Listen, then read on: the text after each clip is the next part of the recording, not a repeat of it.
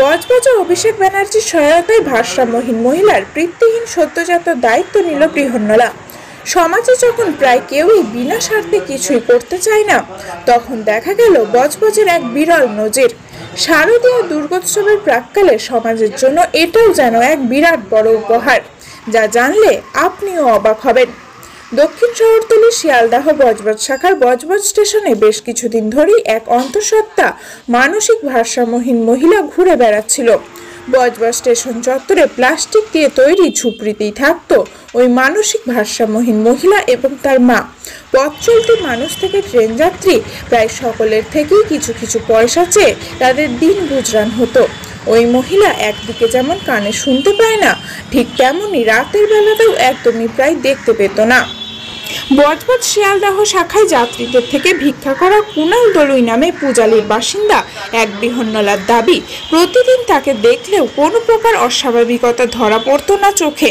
কিন্তু ওই দিন তিনি ওই মহিলাকে স্টেশন চত্বরে নগ্ন অবস্থায় ছটফট করতে দেখেন। কাছে যেতেই তিনি বুঝতে পারেন ওই মহিলা অন্তঃসত্ত্বা। প্রায় সঙ্গে সঙ্গেই ওই বৃহন্নলা মহিলাকে জামা কাপড় পরানোর পাশাপাশি তার চিকিৎসার জন্য তিনি স্থানীয় বজবজ পুরসভার 14 নম্বর ওয়ার্ডের তৃণমূল কাউন্সিলর কৌশিক রায়ের সঙ্গে যোগাযোগ করলে তিনি বেহালার বিদ্যাসাগর হাসপাতালে নিয়ে যাওয়ার পরামর্শ দেন। কিন্তু সেখানে চিকিৎসা করাতে গেলে ওই ভারসাম্যহীন মহিলার পরিচয়পত্র চাওয়া হয়, আর তাতেই সমস্যার সৃষ্টি হয়। এই মর্মে কৌশিকবাবু ডায়মন্ড হারবারের সাংসদ অভিষেক বন্দ্যোপাধ্যায়ের অফিসে যোগাযোগ করলে সেখান থেকেই ওই ভারসাম্যহীন মহিলার চিকিৎসার জন্য যাতে ওই বৃহন্নলার পরিচয়পত্র ব্যবহার করা যায় সেই ব্যবস্থা করে দেওয়া হয়। তবে বিদ্যাসাগর হাসপাতালে ওই ভারসাম্যহীন মহিলা 6 দিন ভর্তি থাকলেও কোনো সন্তান প্রসব না করলেও তার 3 দিন বাদেই বজবজ পৌর হাসপাতালে পুত্র সন্তানের জন্ম দেয় ওই মহিলা। ঘটেছে একটা মেয়ে পাগল, কানে কমও শোনে, চোখেও দেখতে পায় না। সেই মেয়েটাকে ল্যাংটো অবস্থায় পায়, প্রেগনেন্ট থাকে পাগলটা। তাকে আমি বজবজ স্টেশন থেকে পাওয়ার পরে ওকে জামা কাপড় দিয়ে ওর শরীরটা ঢাকা দেওয়া হয়েছে, ওর ব্যবস্থা করলাম। করার পরে আমি বজবজ 14 নম্বরের কাউন্সিলর, ওনার থেকে হেল্প নিলাম। দাদা একটা পাগল পেয়েছি, এইভাবে তেনার কাছে যেতে আমাকে উনি কাগজে লিখে দিল। দেবার পরে রক্তর কার্ড দিয়েছে এবং অটো করে দিয়েছে, তুমি নিয়ে যাও। ট্রেন ওঠার পরে আমি নিয়ে গেলাম বিদ্যাসাগরে ছিল 6টা দিন, ব্লাড দিলাম।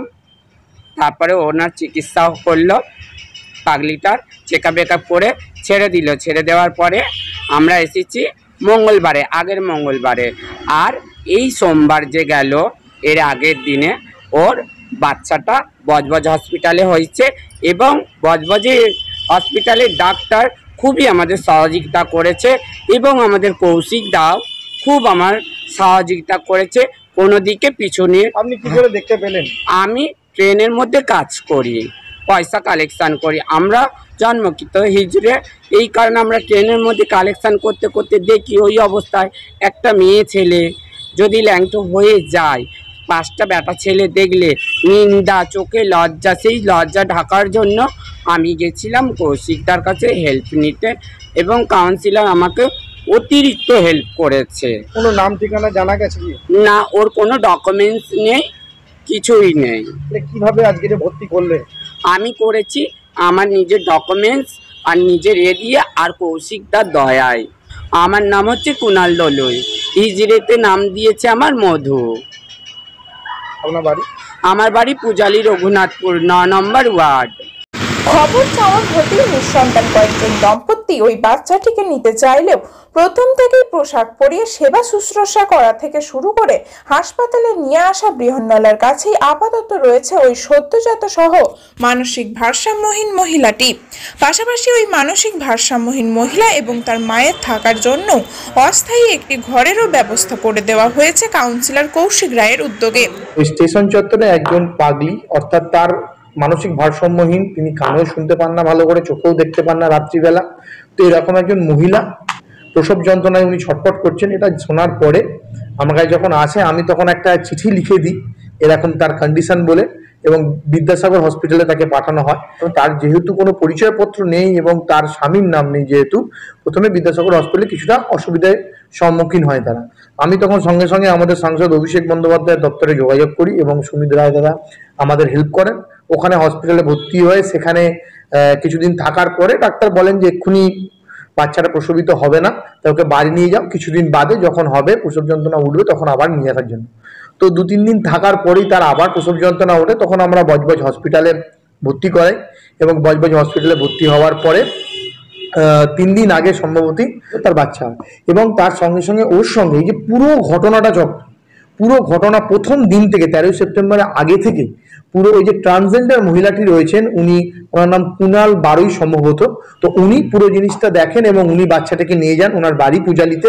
তার সঙ্গে ট্রান্সজেন্ডার মহিলাটির মা ছিল, ওর 4 দাদা আছে, বৌদি আছে, পুরো পরিবার আছে, তার পরিবার মিলে তাকে মানুষ করবে এবং মহিলাটাকে তার কাছে রেখেছে। সে একটুখানি মোটামুটি মানসিক ভারসাম্যহীন, তার মাও থাকে।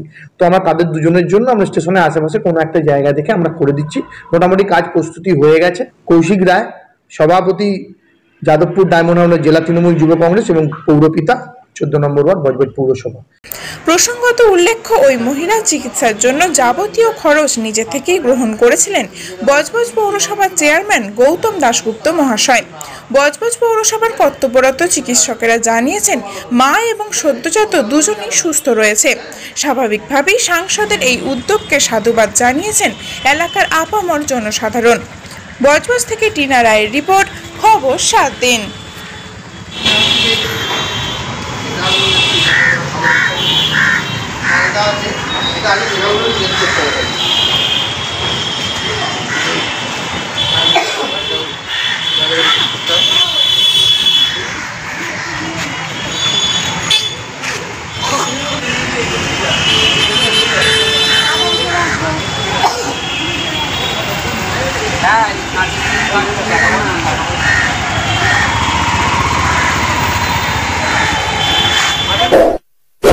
এমনই তাজা ও গুরুত্বপূর্ণ খবর পেতে খবর 7 দিন চ্যানেলটি সাবস্ক্রাইব করুন এবং নোটিফিকেশন পেতে বেল আইকনটি টিপুন।